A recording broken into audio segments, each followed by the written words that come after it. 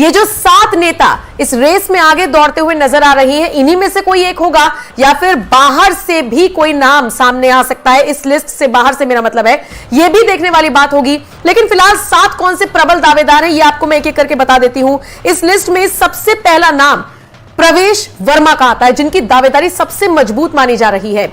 9 महीने से, पिछले अगर 9 महीने का आप आंकड़ा निकालकर देखेंगे तो वो इतने ज्यादा एक्टिव नहीं थे, लेकिन लास्ट 2 मंथ से जिस तरीके से उनको प्रोजेक्ट किया गया, और सोचिए केजरीवाल के खिलाफ उन्हें चुनाव लड़वाया गया, सबसे अहम सीट नई दिल्ली से उन्हें चुनाव लड़वाया गया और वो सीट जीतने में प्रवेश वर्मा कामयाब भी हुए हैं। तो ऐसे में सबसे ज्यादा प्रबल दावेदार तो प्रवेश वर्मा ही इस पद के लिए माने जा रही हैं। आपको बताते चले 2019 में 5.78 लाख वोट से उन्होंने चुनाव जीता था, जो कि दिल्ली के इतिहास में सबसे बड़ी जीत थी। पश्चिमी दिल्ली से लगातार 2 बार के वो सांसद रहे हैं, एक अच्छा खासा पॉलिटिकल बैकग्राउंड उनका है और काफी ज्यादा मजबूत पकड़ जाटों में उनकी मानी जाती है। ऐसे में प्रवेश वर्मा प्रबल दावेदार माने जा रही हैं दिल्ली के मुख्यमंत्री बनने के तौर पर।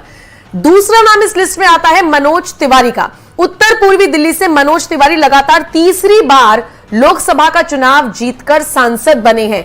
और सोचिए, जिस वक्त अधिकतर नेताओं के टिकट कटे थे दिल्ली में, उस वक्त मनोज तिवारी अपना टिकट बचाने में कामयाब हुए थे, जिसके बाद कहा जा रहा था कि दबदबा तो है मनोज तिवारी का। सोचिए, 7 में से 6 नेताओं के टिकट कटे, अकेले यही थे जो अपना टिकट बचाने में कामयाब हुए। ऐसे में माना जा रहा है कि मनोज तिवारी भी इस चॉइस के लिए रखे जा सकते हैं।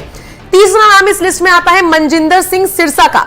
2013 और 17 में शिरोमणि अकाली दल के टिकट पर विधानसभा चुनाव जीत चुके हैं। तीसरी बार राजौरी गार्डन से वो विधायक चुने गए हैं। 2021 में शिरोमणि अकाली दल छोड़कर वो बीजेपी में शामिल हो गए थे। उसके बाद भाजपा के राष्ट्रीय मंत्री वो बनाए गए। सिख समुदाय के बड़े नेता हैं, तो ऐसे में इस लिस्ट में वो भी आगे बढ़ते हुए नजर आ रही हैं। इस लिस्ट में चौथा नाम आ रहा है स्मृति ईरानी का। बीजेपी दिल्ली के मुख्यमंत्री के तौर पर स्मृति ईरानी के चेहरे को भी आगे कर सकती है, ऐसे कयास लगाए जा रही हैं। पुष्टि ना ही हम कर रहे हैं, ना ही कोई आगे आकर कर रहा है, लेकिन 7-8 नाम ऐसे हैं जो डंके की चोट पर लिए जा रही हैं। और अगर आप दिल्ली के रहने वाले हैं तो आप भी आपस में जरूर इस बारे में बात कर रहे होंगे। स्मृति ईरानी के बारे में अगर बात करें तो देखिए, 2010 से 13 तक भाजपा महिला मोर्चा की वो राष्ट्रीय अध्यक्ष रही हैं। 14 में लोकसभा चुनाव हारने के बावजूद वो मंत्री बनी। 2019 में उन्होंने राहुल गांधी को हराया, वो एक बड़ा महिला चेहरा है। बीजेपी में इस समय कोई महिला मुख्यमंत्री नहीं है और ऐसे में स्मृति को सीएम बनाकर बीजेपी महिलाओं को भी मैसेज दे सकती है। 5वां नाम इस लिस्ट में आता है विजेंद्र गुप्ता का, जिन्होंने रोहिणी विधानसभा सीट से लगातार तीसरी बार चुनाव जीता है।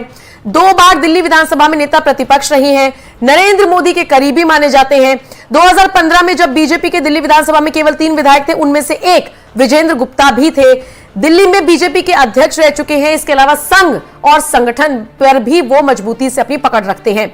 6वां नाम मोहन सिंह बिष्ट का, जो कि लगातार 4 बार विधानसभा चुनाव में जीत हासिल कर चुके थे। 2015 में उन्हें कपिल मिश्रा से हार का सामना करना पड़ा था। 2020 में वो फिर से विधायक चुने गए। बीजेपी ने 2025 में उनकी सीट बदलकर मुस्लिम बहुल मुस्तफाबाद से उन्हें लड़ाया और यहां से भी उन्होंने जीत हासिल की। इस लिस्ट में 7वां नाम वीरेंद्र सचदेवा का आ रहा है, जो कि 2007 से 9 तक चांदनी चौक और 2014 से 17 तक मयूर विहार भाजपा जिला अध्यक्ष रहे। उसके बाद भाजपा प्रदेश मंत्री बने। 2012 से 14 तक दिल्ली भाजपा